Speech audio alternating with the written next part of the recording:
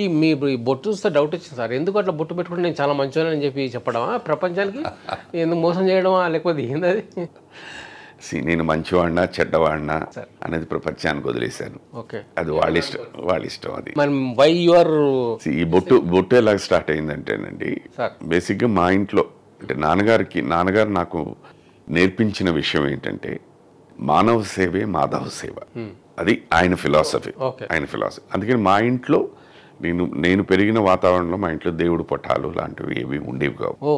అంటే దేవుడికి సంబంధించింది బొట్టు కాదు, లేదు చెప్తున్నా, అది మాకు దేవుడికి సంబంధించి. దాని తర్వాత మా ఇంట్లోకి వచ్చిన మొట్టమొదటి అమ్మాయి శైలజ గారు. వారికి టోటలీ ఆర్థడాక్స్, దేవుడు, పూజ పునస్కారాలు. ఇది మా ఇంటికి కొత్త వాతావరణం. బట్ మా నాన్నగారు కానీ నేను కానీ దేనికి అబ్జెక్షన్ లేదు, వారే వెళ్ళాలి. ఈ బొట్టు ఉన్నది దీనికి వస్తే ఒకరోజు చెప్పాను కదా, మధ్యలో నాకు గ్యాప్ వచ్చేసింది. ఒకసారి అనుకోకుండా మెడ్రాస్లో ఉన్నప్పుడు ఏదో ఒక ఆఫీస్ నుంచి ఫోన్ వచ్చింది, మీరు ఒకసారి ఆఫీస్కి వస్తే మాట. సో అక్కడికి వెళ్తున్నప్పుడు నేను వెళ్ళొస్తానని చెప్పినప్పుడు తను ఒక్క నిమిషం ఉండండి అని బొట్టు పెట్టింది. వెళ్ళి వచ్చాను.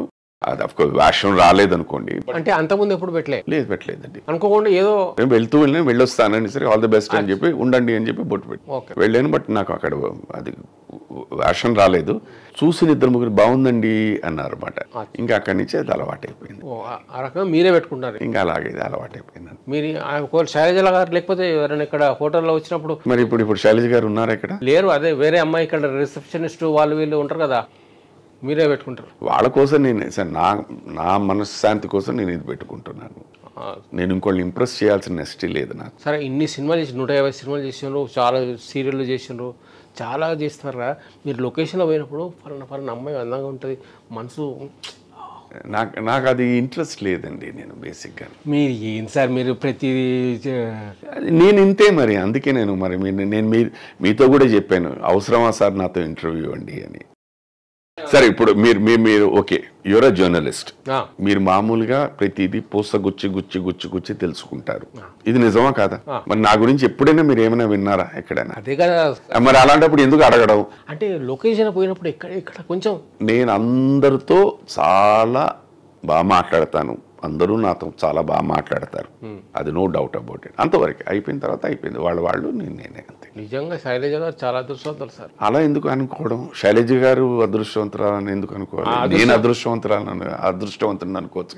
మీరు ఉండడం వల్ల ఆవిడ కూడా మీకు ఇట్లాంటి గుణగణాలు ఉండడం వల్ల ఆవిడ ఉండడం వల్ల ఇలా ఉన్నాను అనుకోవచ్చు కదా. మీరు కన్ఫ్యూజ్ చేస్తున్నారు సార్ నన్ను, అసలే నా దిమాగ్. సరే, అయితే ఇద్దరు అదృష్టవంతులు, మంచి జంట. ఇప్పటికీ ఎన్ని లేదు సార్ పెళ్ళి ఇద్దరిది? 33 years అండి. ఈ 33 yearsలో అలకలు పలకలు కొట్లాడగలు అలకలు తన దీని మీద ఉంటుంది కానీ అలకలు ఉంటాయి.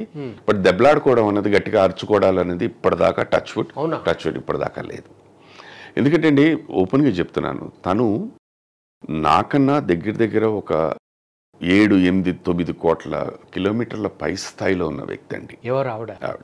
ఏ రకంగా? తను ప్రవర్తన, పద్ధతి, మాట్లాడే తీరు, విధానం ఇవన్నీ ఎక్కడో ఉందండి.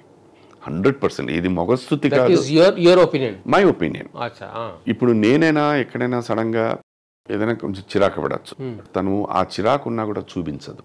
తన పద్ధతిలో ఏంటంటేనండి, ఆ పర్టికులర్ మూమెంట్లో మనకి కోపం కానీ ఇది కానీ వచ్చి మనం ప్రదర్శించడము చెప్పడం జరిగితే, కోపం అన్నది ఏంటంటే మన కంట్రోల్లో లేకుండా ఉన్నప్పుడు ఈ ప్రపంచంలో మనం ఏది ఇచ్చినా తిరిగి తీసుకోవచ్చు, కానీ మాట అన్నది అన్న తర్వాత తిరిగి తీసుకోలేము అన్నది తన ఫిలాసఫీ. అందుకనే ఆ టైంలో చాలా మాట్లాడదు, వదిలేస్తుంది. She takes time and then talks. అప్పటికేమైపోతుందంటే డైల్యూట్ అని కాదు, తన పద్ధతి దీంట్లో ఏమనుకుంటుందంటే, మనం అర్థం చేసుకునే విధంలో మార్పు రావచ్చు.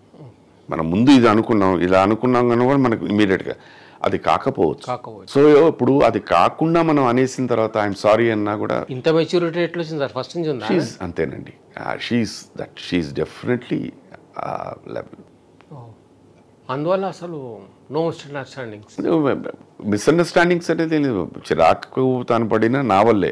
నాకేంటంటే షూటింగ్ అయిపోయిన వెంటనే మీ అందరికీ తెలిసిందే, ఐ హ్యావ్ ఎ డ్రింక్.